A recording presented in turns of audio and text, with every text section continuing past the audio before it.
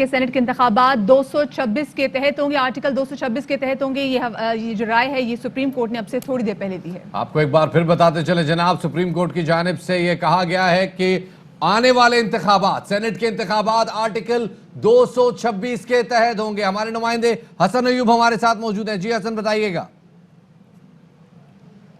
جی شفاعت، یہ 4-1 کا فیصلہ ہے. جسٹس یحییٰ آفریدی نے اس فیصلے سے یا اس رائے سے اختلاف کیا ہے.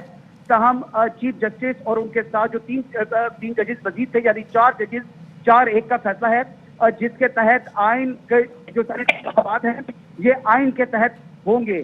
یہ رائے دی ہے سپریم کورٹ آف پاکستان نے.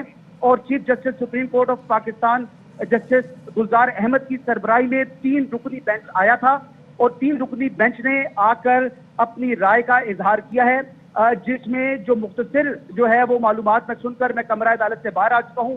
باقی تفصیلات کیا ہیں یہ ابھی ہمارے جو میرے ساتھی رپورٹر راشد حبیب ہیں وہ نوٹ کر رہے ہیں اندر. تاہم آئین کے تحت جو ہے سینٹ کے انتخابات ہوتے ہیں، یہ کہنا ہے سپریم کورٹ کا.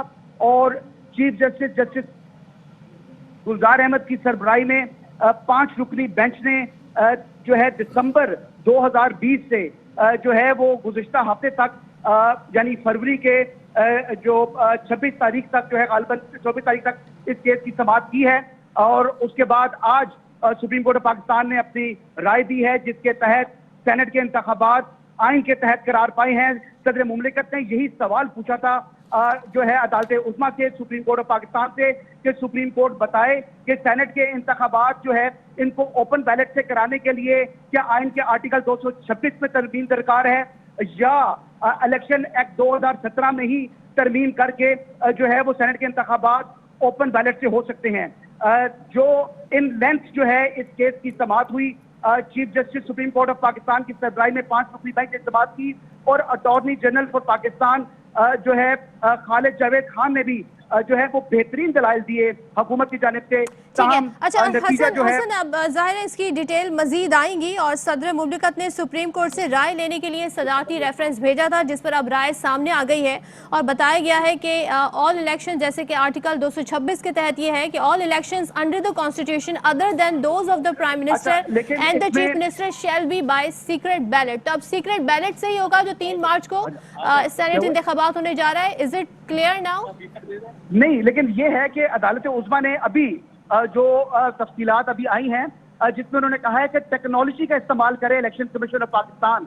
تو جو ٹیکنالوجی کا استعمال ہے اس کی انٹرپریٹیشن جو ہے وہ ابھی جو ہے وہ یہ کہا جا سکتا ہے کہ عدالت کے عظمیٰ کی جانب سے جو رائے آئی ہے اس میں غالباً یہ کہا گیا ہے کہ سینٹ کے انتخابات جو ہیں وہ سیکرٹ بیلٹ سے ہوں گے، لیکن ساتھ یہ بھی کہا ہے کہ ٹیکنالوجی کا استعمال کیا جائے.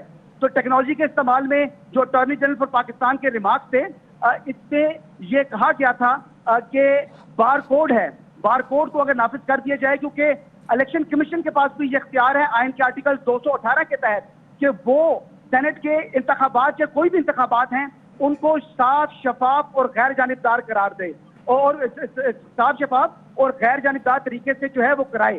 تو جب یہ ان کی بھی آئینی ذمہ داری ہے تو سپریم کورٹ آف پاکستان نے جو اپنی رائے دی ہے اس میں ٹیکنالوجی کے استعمال کا بھی کہا ہے کہ election commission of Pakistan technology کا استعمال کرے تاکہ، لیکن یہ بات واضح ہوگی ہے کہ سینٹ کے الیکشن آئین کے آرٹیکل 226 کے تحت ہوں گے، لیکن الیکشن کمیشن آئین کے آرٹیکل 218 کے تحت جو ہے انتخابات کو صاف، شفاف کرانے کے لیے ٹیکنالوجی کا استعمال کرے.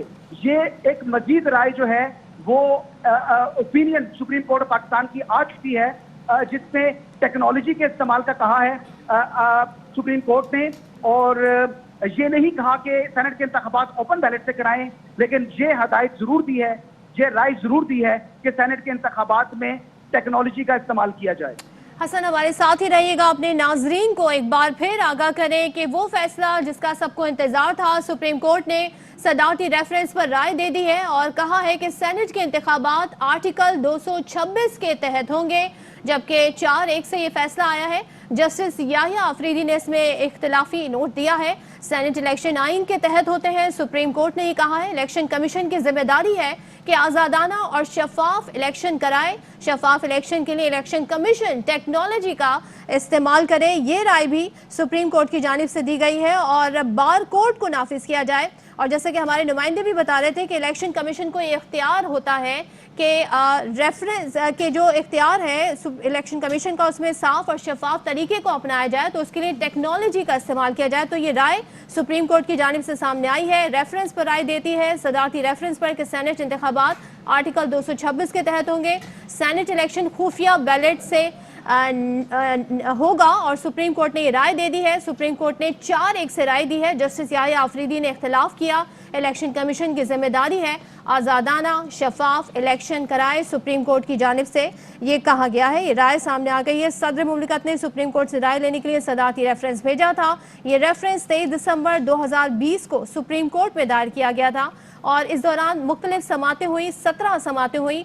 पंजाब, खैबर पख्तूनख्वा, बलूचिस्तान की सूबाई हुकूमतों ने ओपन बैलेट की हिमायत की थी, जबकि सिंध हुकूमत ने ओपन बैलेट को खिलाफ आइन करार देते हुए इसकी मुखालफत की थी। स्पीकर कौमी असम्बली चेयरमैन सेनेट ने ओपन बैलेट की हिमायत की थी और चीफ जस्टिस ने 24 जनवरी को रिमार्क्स दिए थे कि अगर आइन कहता है कि खुफिया वोटिंग होगी तो बात खत्म। हसन अयूब हमारे साथ हैं, उनसे एक बार फिर जान लें। हसन, बताइएगा कि जो राय आई है सुप्रीम कोर्ट की सामने उसमें ये कहा है कि खुफिया बैलेट ही होगा, लेकिन साथ में टेक्नोलॉजी के इस्तेमाल के लिए भी जोर दिया है ताकि साफ, शफाफ और गैर जानिबदार तरीके से इलेक्शन हो। इसकी क्या मजीद डिटेल है? क्या इस पर दौरान समात भी गुफ्तगू होती रही? हसन, इससे भी आगाह कीजिएगा।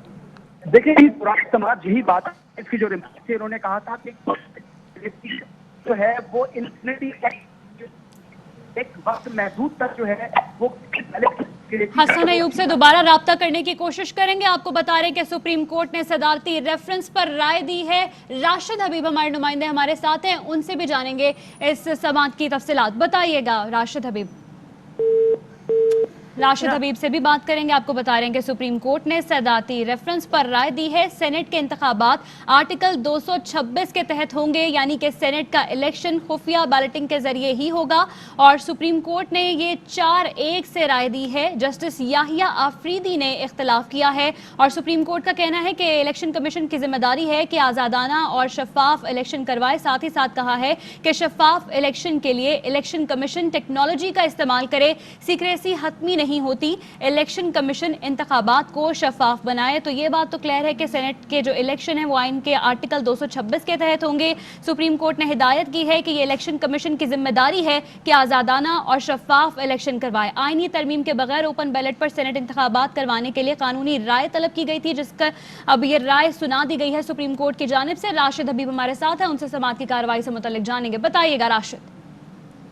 जी, आज राय सुनाई गई है, फैसला सुनाया गया है और उसमें ये कहा गया है कि अगरचे सेनेट इलेक्शन आइन के आर्टिकल 226 के तहत होते हैं, लेकिन इलेक्शन को शफाफ और गैर जानिबदार बनाना आइन के आर्टिकल 218 के तहत इलेक्शन कमीशन ऑफ पाकिस्तान की जिम्मेदारी है। और सुप्रीम कोर्ट अपने केस में ये फैसला दे चुकी है कि सीक्रेसी एब्सोल्यूट नहीं होती और वोट पोल होने के बाद अगर जरूरत पड़े तो इलेक्शन कमीशन और ये जांच सकता है बतौर ट्रिब्यूनल या बतौर इलेक्शन कमीशन के किसने अपना वोट किसको दिया या इसमें क्या गड़बड़ हुई है।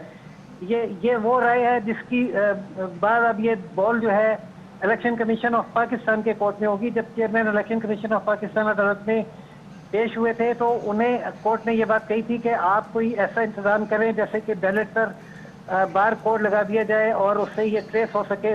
पोलिंग खुफिया ही हो, लेकिन अगर कोई कंप्लेंट करे तो ये ट्रेस किया जा सके कि किस मेंबर ने किसको वोट दिया है जिसके बारे में शिकायत की गई हो। हम इलेक्शन कमीशन ऑफ पाकिस्तान का ये कहना था कि ये आइन के आर्टिकल 226 के तहत खुफिया इलेक्शन होता है, इसलिए वो ठीक है, हमारे साथ ही रहेगा राशिद हबीब। अभी Fly with PIA and save gold. Register now. Scan QR code and register yourself to get gold and loyalty benefits. Powered by ARY Sahulat Wallet.